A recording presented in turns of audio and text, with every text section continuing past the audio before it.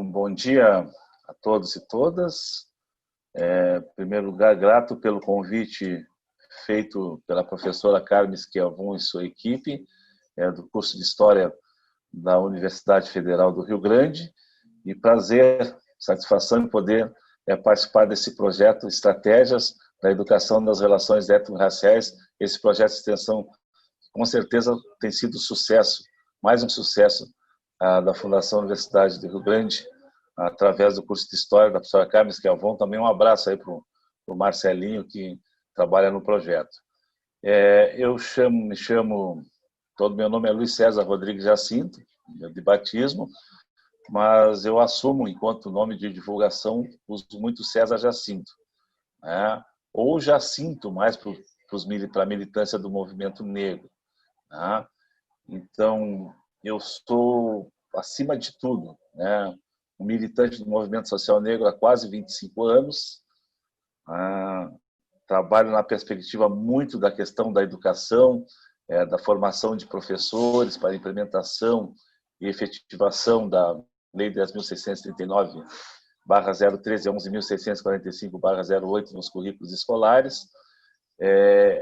Organizei a primeira formação em 2005, tá? E desde lá a gente tem feito diversas ações pedagógicas com os professores em diversos municípios aqui da região sul do estado do Rio Grande do Sul. Tá? Eu trabalho também, articulo ações na área da saúde também da população negra, presto assessoria voluntária para comunidades quilombolas, principalmente a comunidade quilombola de Palmas, que fica localizada aqui em Bagé, e também milito na questão cultural, né? Na questão de prover, de buscar projetos para auxiliar grupos culturais que trabalham a perspectiva afro, na temática afro. Na formação acadêmica, primeiramente eu fiz um técnico químico na antiga Escola Técnica Federal de Pelotas, né, hoje FSU, vizinha de Rio Grande. Depois graduei-me em Pedagogia, sou especialista em Educação e Diversidade Cultural e sou mestre em Ensino, né, pela Universidade Federal do Pampa. A especialização e mestrado, ambos na Unipampa de Bagé, o campus de Bagé, e a graduação em Pedagogia pela Universidade Estadual do Rio Grande do Sul, a UERGS. Tenho buscado, enquanto professor, enquanto educador, prospectar, né, e otimizar ações que façam com que os professores reflitam, né, essa prática, né, pedagógica em suas respectivas salas de aula.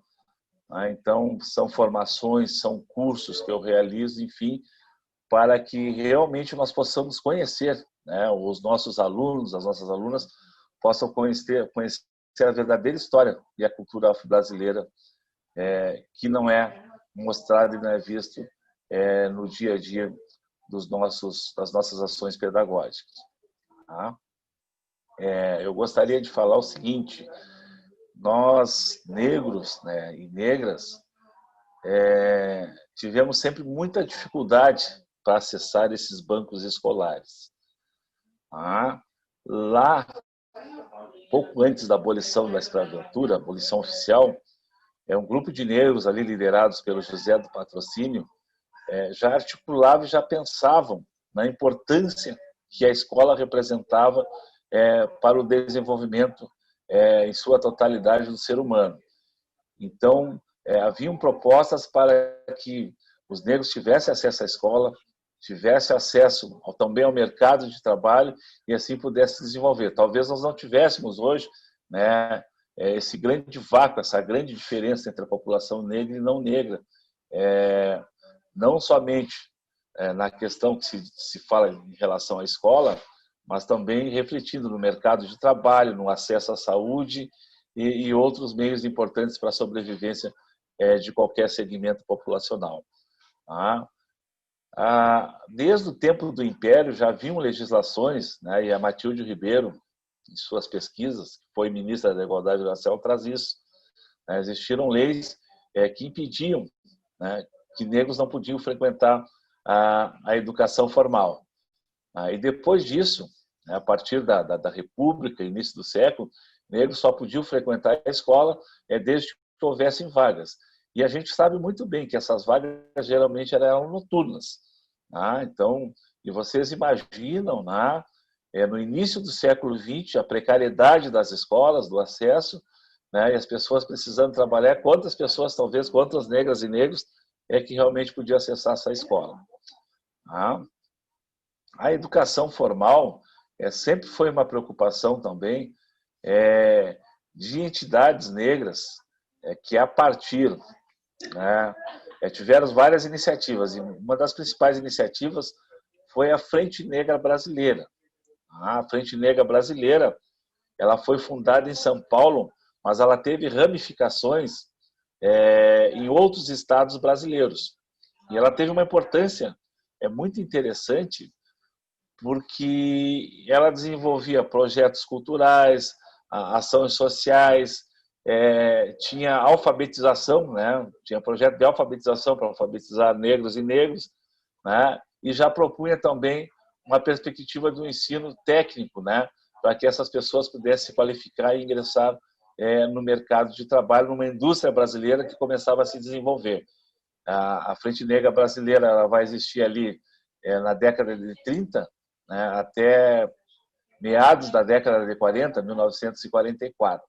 Então, foi uma iniciativa muito importante que alfabetizou várias negras e negros, né, e propiciou essa perspectiva, né, de se almejar, né, o acesso a essa educação formal. Né. E essa década de 30 também marca, né, uma passagem muito interessante, que nós vamos sair, né, a heteronormatividade, o Brasil, no caso, vai desenvolver uma questão da democracia racial, né? Que todos seriam iguais, né? Um país mestiçado que seria desenvolvido e seria uma nação maravilhosa, e a gente sabe até hoje que isso não é verdade. Por isso que nós, o Movimento Negro, nós transformamos isso na chamada, né, pseudo-democracia racial ou mito da democracia racial. Tá? Então, a Frente Negra teve essa expectativa, essa possibilidade de propiciar, então, essa educação que as instituições formais não propiciavam para a população negra. Tá? A Frente Negra teve no Rio de Janeiro, em outros estados, como a Bahia, enfim, e até ramificações até aqui mesmo no Rio Grande do Sul. Assim quanto o Domingos, Petrônio Domingos, que é um grande estudioso da Frente Negra brasileira. Posteriormente à ação da Frente Negra, nós vamos ter uma outra ação interessante, muito importante, que surge em 1944, que é o TEM, né, que é o Teatro Experimental do Negro, liderado pelo saudoso, que foi senador da República, Abdias Nascimento, grande intelectual negro, né, que reunia no TEM não apenas aquela perspectiva cultural, né, de fomentar, de ter uma peça que fosse escrita por negros, produzida por negros, estrelada por negros, com atores e atrizes negras atuando, mas também tinha um viés social-educacional, porque o Teatro Experimental do Negro também propiciava, né, educação para as pessoas que dele se aproximavam.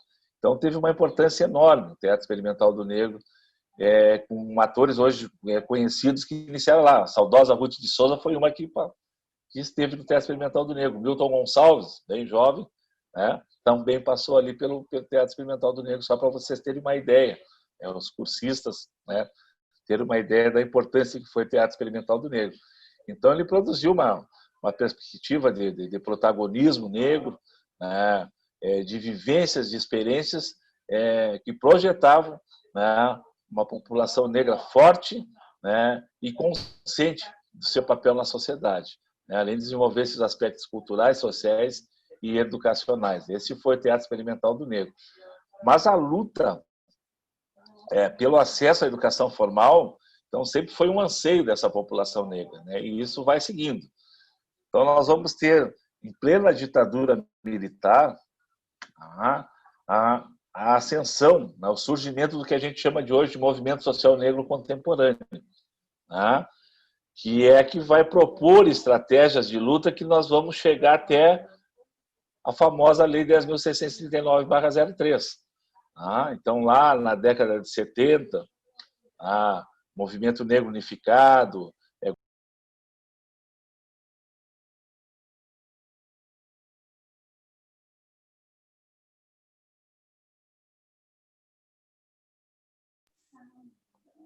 tudo isso vai atender,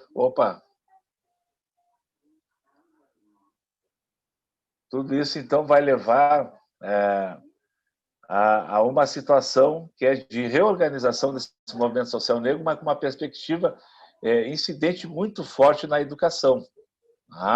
Então, a educação ela vai ser algo que é primordial para a ascensão dessa população. E aí vão ser várias incursões, né? A própria Fundação Cultural Palmares, né, que vai surgir ali em 1988, né, é uma construção, né, que surgiu a partir do movimento negro. E com a ascensão de governos mais populares, mais alinhados com os movimentos sociais, né, nós vamos ter a Lei 10.639 surgindo justamente em 2003. Mas antes disso, nós já tínhamos em alguns estados brasileiros, São Paulo, até mesmo em Porto Alegre, legislações, né, que obrigavam, né, o estudo, a implementação nos currículos escolares dessa temática afro-brasileira.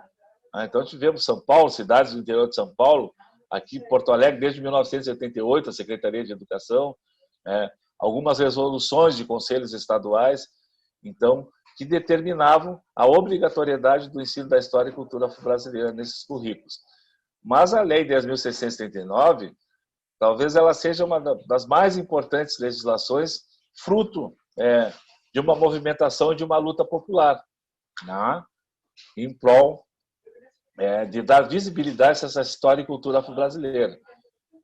Então, a Lei 10.639, como todos sabem, né, na realidade, ela altera a Lei de Diretrizes e Bases da Educação, a 93/94/96, né, acrescentando, né, o artigo 26A, tornando obrigatório o ensino da história e cultura afro-brasileira nos currículos escolares, especialmente nas disciplinas de história, de geografia, de artes, enfim.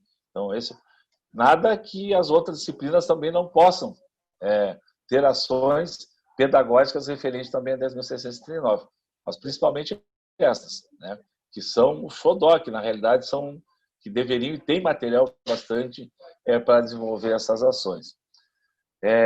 Com a 10.639, o que ocorreu? O conjunto das entidades, das instituições do movimento social negro, né, passaram a se organizar para fornecer formações pedagógicas, para propor produção de materiais didáticos e paradidáticos, e material didático, surgiu muito material didático, o MEC produziu muito material didático nos últimos anos. Agora, infelizmente, nós estamos num período de negação, né, de valorizar essa diferença, né, de dar voz a essas vozes excluídas e politicamente minoritárias. Então, nós vivemos nesse período, digamos assim, um período muito sombrio, obscuro. Mas o movimento social negro continua tensionando e buscando, né, que essas vozes sejam ouvidas. Então, se produziu material, nós tivemos 4 conferências de igualdade racial, 2005, 2009, 2013 e 2018, onde foram aprovadas diversas resoluções, né, que otimizam essa questão da implementação e de ações governamentais em todas as instâncias para real efetivação da Lei 10.639. Então, nós vivemos numa perspectiva ainda de uma história ainda invisibilizada. Apesar da legislação, né, apesar da organização dos movimentos sociais negros, o nosso racismo, né, bacteriano, digamos assim, ele resiste, ele se adapta, ele se modifica de acordo com o meio, de acordo com a reação do movimento negro, e ele cria, sejam barreiras institucionais, sejam barreiras através do racismo estrutural, que realmente impedem, né, de uma melhor forma, de uma forma mais otimizada, essa efetivação dessa legislação e do ensino da história e cultura brasileira nos currículos escolares. Então, ainda é lamentável, né, que isso ocorra. Mas nós vivemos num país em que o racismo ele é institucionalizado e ele se organiza de uma forma extremamente estruturada. Então, por isso, difícil combatê-lo. A questão da educação, eu, enquanto educador, professor da educação básica, eu noto nas relações escolares, não havia ainda uma ambiência racial na maioria das escolas, né? Uma ambiência racial que circule os aspectos e que possa promover realmente essa discussão da diferença e da promoção da igualdade racial. Então, nós estamos no momento, e a gente percebe isso de várias formas, né? A própria Eliane Cavalheiro, que estuda essa questão das relações nas escolas, ela vai dizer em pesquisas, né, que o aluno branco ainda é o aluno mais acarinhado, é o aluno mais mimado, é o que é elogiado, né, numa simples ação, né, é o aluno querido, né, é o aluno que na hora do parecer o professor diz, maravilhoso, né, espetacular, né, não percebendo que tem toda uma carga ali de preconceito que muitas vezes impede dele dizer o mesmo de um aluno negro, de uma aluna negra. Né? Então, essas relações raciais, também a questão das oportunidades, né, para os alunos acessarem aspectos importantes para a sua formação, a própria universidade, né, onde a gente tem relatos e tem pesquisas hoje de alunos, né, eu participei já de algumas bancas de alunos negros na universidade, que relatam justamente que a universidade, apesar de extremamente aberta, apesar da diversidade que já carrega no seu nome, ela ainda discrimina, cria dificuldades, né, para o desenvolvimento sociocultural, né, o desenvolvimento intelectual do aluno negro. Então, vejam bem que nós estamos hoje em 2020, já com quase 20 anos, em pleno século XXI, e algumas barreiras, algumas mudanças necessárias para que a gente tenha realmente uma educação que inclua todas, ainda não aconteceu. Ainda não ocorreu.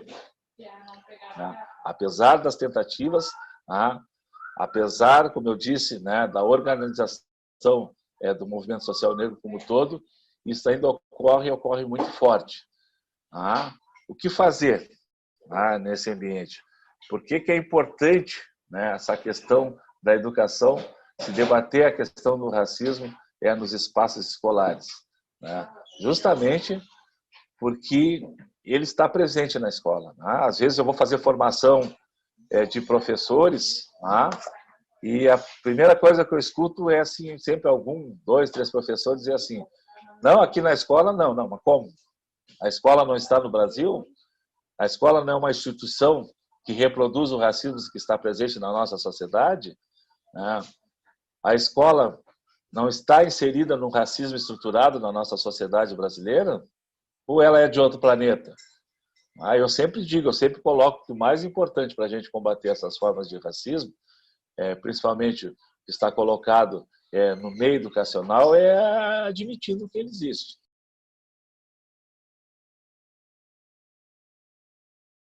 Então, essa questão dessa educação, então essa educação brasileira, né, da forma como ela se estrutura, ela não contempla essa diferença, esse aluno que está lá na periferia, este aluno que está lá na comunidade quilombola, que está na comunidade ribeirinha, né, na comunidade de pescadores, ele está alijado desse processo de educação. E agora nós tivemos um grande crime, né? Nós tivemos um grande crime que foi a questão da não abertura de vagas pelo Estado do Rio Grande do Sul, pela Secretaria de Educação do Rio Grande do Sul, né, para novas turmas de EJA e de NEEJA. Isso é um atentado à questão. E essas EJAs, por exemplo, elas estão repletas de alunas negras e alunos negros, né, que por vários motivos, porque a gente sabe que a população negra começa a trabalhar primeiro que a população branca, né, que tem mais necessidades, e essa população não acessa a educação no tempo certo. Então, a EJA ela tem uma importância, né, para a gente buscar recuperar esse período educacional dessas pessoas, e infelizmente isso ocorreu, né, está ocorrendo. Então, é muito importante que, como vai dizer o Hasebaug, né, e o Santos, né, a escravidão no Brasil ela determinou, na realidade, ela determinou, na realidade, o lugar, determinou o lugar que essa população negra deveria ficar. Tá? Então, essa discriminação passou a determinar o destino social, né, econômico, político e cultural dos afro-brasileiros. Tá? Então, é isso que vai acontecer.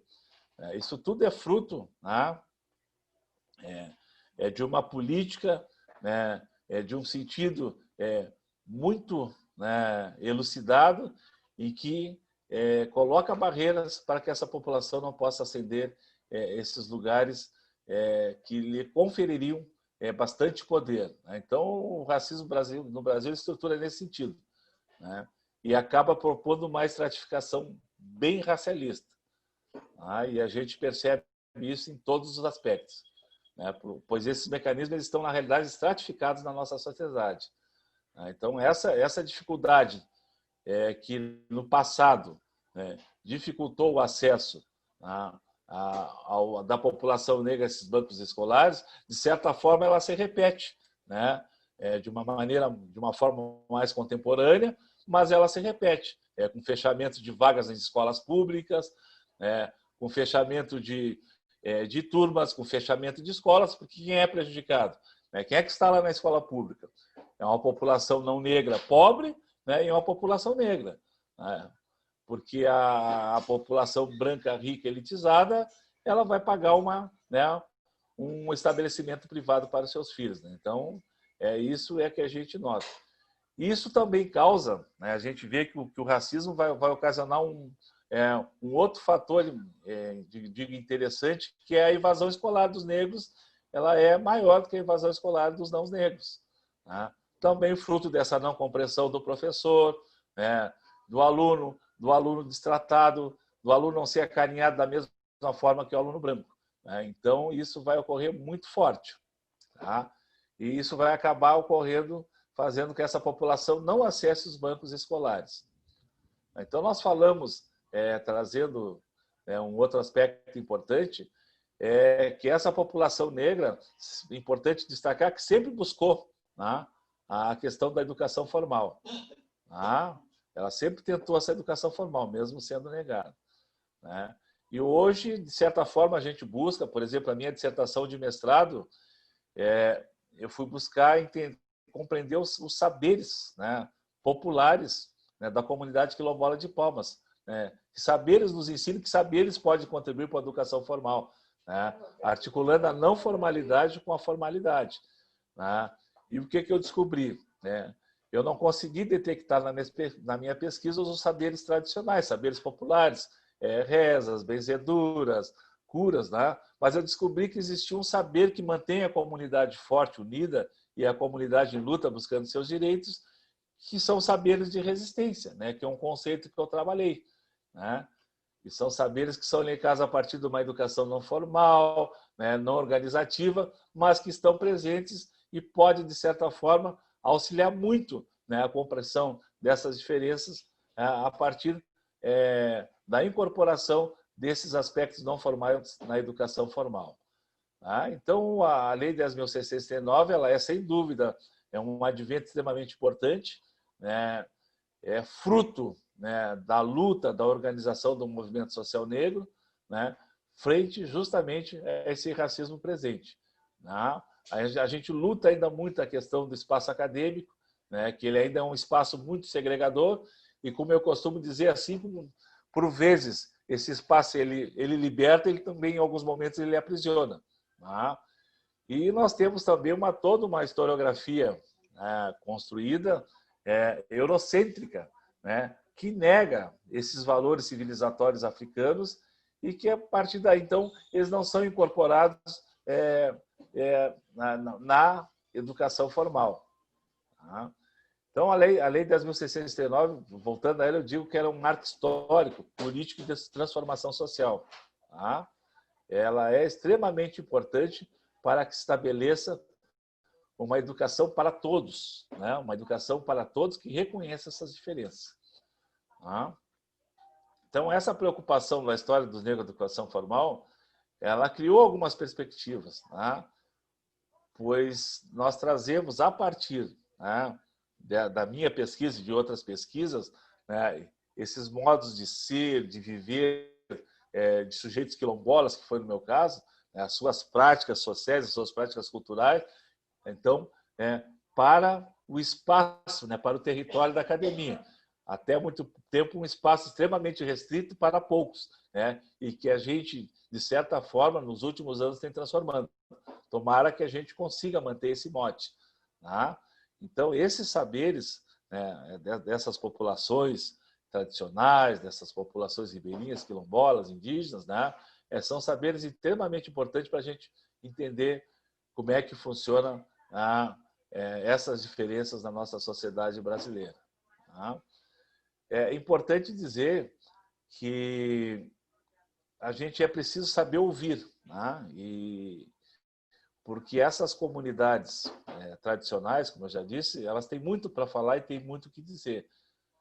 Uma certa feita eu ouvi num fórum, né, de uma professora dizer que os indígenas diziam que não é que eles não tinham voz, né? Voz eles tinham, é que a voz deles não era ouvida, né? Então é um outro problema, né? Quem está no poder, quem determina as políticas públicas, né, quem exerce políticas públicas, é que na realidade, né, eles não ouvem essas vozes que são extremamente importantes para a construção de uma sociedade justa. Tá? Então, nós temos ainda uma educação extremamente hegemônica, né? Uma educação, apesar de a educação básica ser formada na maioria por mulheres, é uma educação, é um espaço extremamente ainda heteronormativo, né? Que produz esse poder a partir de uma visão masculina, né? De uma construção masculina de sociedade. Também a gente percebe isso. Né? Então, é importante, como vai dizer o Frigoto, trabalha com essa perspectiva de libertação, né, que esse sujeito, de alguma forma, né, exerça um processo de libertação e de emancipação, né, desse processo, então, digamos assim, que engendra, né, engendrador dessas características normativas na nossa sociedade. Tá? Então, o detalhe é que o importante é que nós temos uma lei de diretrizes básicas da educação que foi extremamente discutida por especialistas, que ouviu, né, professores da educação básica, professores da universidade, né, pais, né, todos foram ouvidos, e é uma LDB extremamente importante que nós temos que preservar ou melhorar. Tá? Que ela trata dessa questão do respeito a essas diferenças. Tá? Então, é importante dizer, para esse projeto da Fundação Universidade do Rio Grande, tá? Que o racismo, apesar de... Eu costumo dizer que o racismo ele é uma bactéria, né? Ele é uma bactéria que ele se modifica, que ele se transforma, né? De acordo com uma avança luta, né? Uma bactéria biológica, o que acontece? Você ministra o medicamento e ela cria resistência para aquele medicamento. Tá? Daqui a pouco aquele medicamento não vai fazer falta. E aí essa bactéria social, que eu chamo racismo, tá? Ela cria resistência. À medida que nós nos organizamos, nós tomamos providências, imprimimos algumas ações, esse racismo se organiza de uma outra forma, né?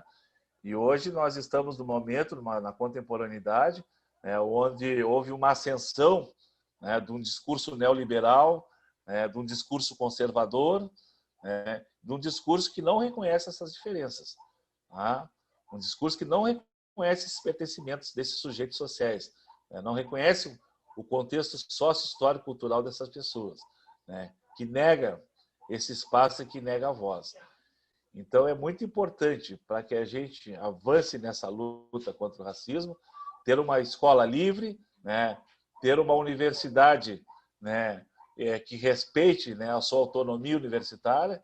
E, infelizmente, nos últimos dias não é o que tem ocorrido, né, para que a gente possa, de alguma forma, estar concedendo sempre voz a esses sujeitos que fazem parte dessa resistência a essa sociedade normativa, a essa sociedade machista, essa sociedade racista. Tá? Então, precisamos cada vez mais construir uma identidade, né? Construir uma estratégia de luta que priorize uma educação que valorize a todos e todas. Tá? Então, acho que seria isso. Um grande abraço a esse projeto de extensão, a professora Carmen Schiavon, né, que tem muitos projetos e que sempre contribui muito, né, para a educação de qualidade. Um abraço aí para ti, Marcelinho, né, que acompanha a professora Carmen aí nessas andanças.